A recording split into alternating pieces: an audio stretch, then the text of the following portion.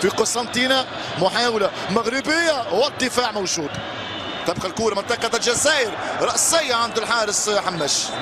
انتهى اللاعب المغربي، انطلاقة من الناير يتقدم، الناير عرضية والهدف لصالح الفريق المغربي.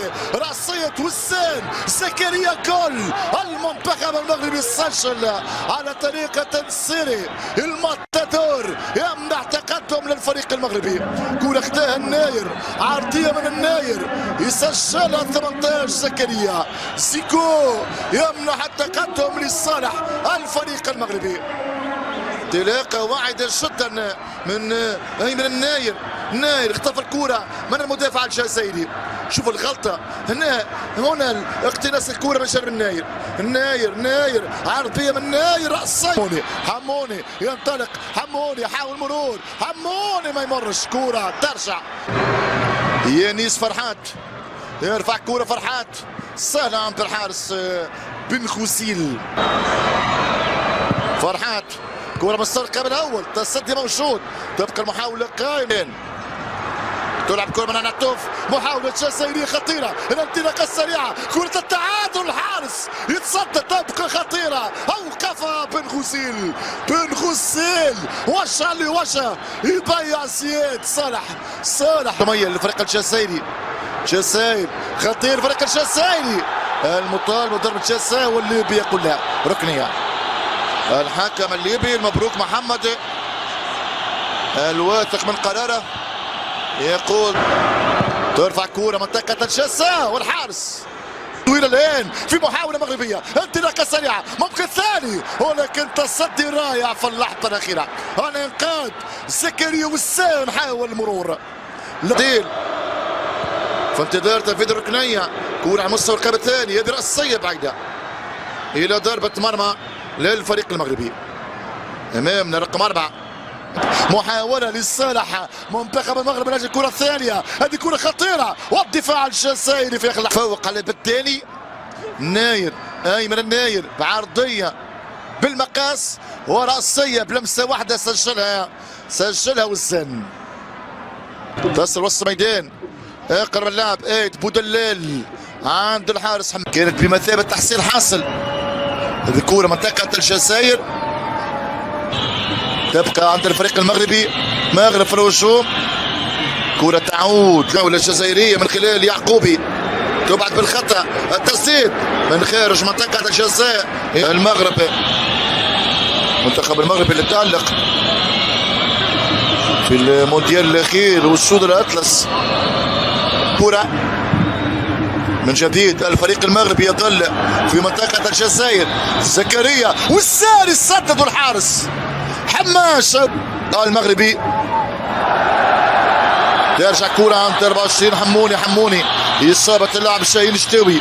هجمة للفريق المغربي، هذه بينية، كرة خطيرة، زكريا وسان جول، وسان دوبيتا، وسان ثنائية، زكريا في شباك الجزائر، كرة سجلها وسان الهداف القادم بقوة في سماء الكرة الأفريقية. زكريا وسان بلمسة واحدة يدون الكرة الثانية في شبكة الجزائر. 2-0. كرة ضربت كريم وسام، كان حاضر، كان شاس، بلمسة واحدة يسجل، لكن في تدخل قوي بداية اللعبة، في تدخل يستمر اللعب. كرة من حموني هنا التمريرة لضربة الدفاع الجزائري. كرة ضربة المدافع الأخير، لمسة واحدة يسجل هو الثاني هو كريم ممر الجديد، هو نسيري، هو بصير، هو الشماخ، هو الهداف الجديد للكرة المغربية. والثاني يسجل ثاني هداف الفريق المغربي بلمسة واحدة يسجل. هل يتدخل الفار؟ فرنسا 3-2. هذه الكرة منطقة الجزاء والابعاد. جيل اللي قاد بتروني، كرة تتحول للركنية لصالح الفريق. المحاولة تبدأ من جديد للمغرب، خروج خاطئ الحارس، أنا توفي يتابع يقتل حب أمام من الخروج الخاطئ، أخطأ في بعد الكرة، أنا توفي حاول اقتناصها.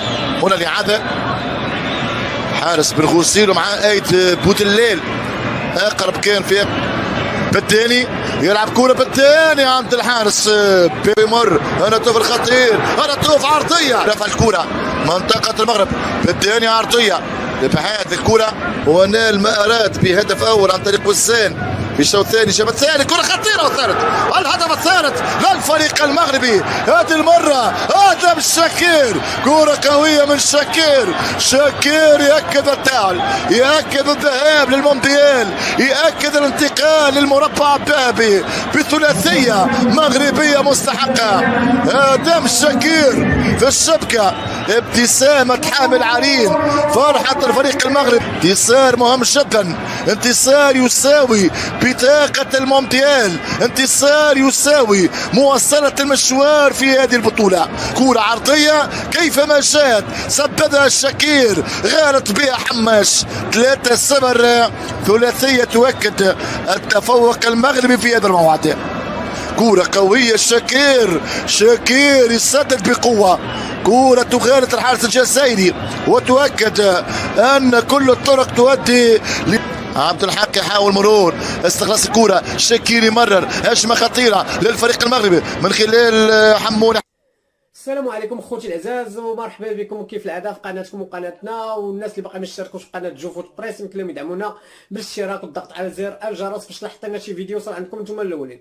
كما شفنا خوتي المنتخب المغربي تيكتسح المنتخب الجزائري بحصه ثقيله في ربع نهائي كاس افريقيا لاقل من 17 سنه الملعوبه في الجزائر. يعني المنتخب المغربي تيفوز خارج بلاده، تيفوز في يعني على البلد المنظم.